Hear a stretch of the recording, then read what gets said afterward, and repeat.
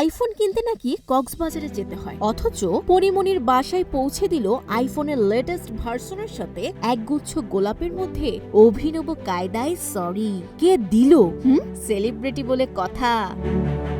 ঢাকায় সিনেমার সুপারস্টার শাকিব খানের কেরিয়ারের রজত জয়ন্তী উপলক্ষে দ্য ডেইলি স্টার বিশেষ সম্মাননা দিয়েছেন। তবে অনুষ্ঠানের দিন অভিনেতা যুক্তরাষ্ট্রে অবস্থান করার জন্য অনুপস্থিত থাকলেও দেশে এসে সোজা দৌড়ে চলে গেলেন ডেইলি স্টারের অফিসে। পুরস্কার দিবে আর আনতে যাবে না, এটা কোনো কথা? বহুদিন ঢালিউড কুইন অপু বিশ্বাসের সাথে বেশ দূরত্ব থাকলেও এবার তাদের একমাত্র পুত্রের জন্মদিনে দেখা গেল এই সাবেক তারকা দম্পতিকে। শাকিব খানের বাসায় পুরো পরিবারের সাথে আব্রাহাম খান জয় জন্মদিন পালন করছেন, সাথে মা অপু বিশ্বাস। এমন ছবি প্রকাশ্যের সাথে সাথেই ভাইরাল। নেটিজেনরা প্রশংসায় ভাসিয়েছেন এই দম্পতিকে।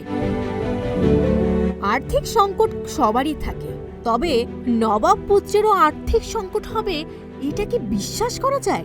এমনটাই নাকি হয়েছে সাইফ আলী খানের সাথে। তবে এরপরে যা হয় তা আপনি শুনলে রীতিমতো অবাক হয়ে যাবেন। সপ্তাহে 1000 রুপির জন্য 10টা কিস করতে হতো নারী প্রযোজককে।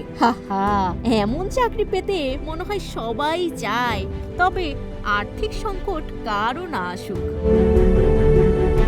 ওইদিকে অভিনেত্রী ও নৃত্যশিল্পী ইভানা পারশাকে নাকি রাখি সাওয়ান্তর মতো লাগে, এমনটাই বলেছেন তার বন্ধু অভিনেতা পাভেল।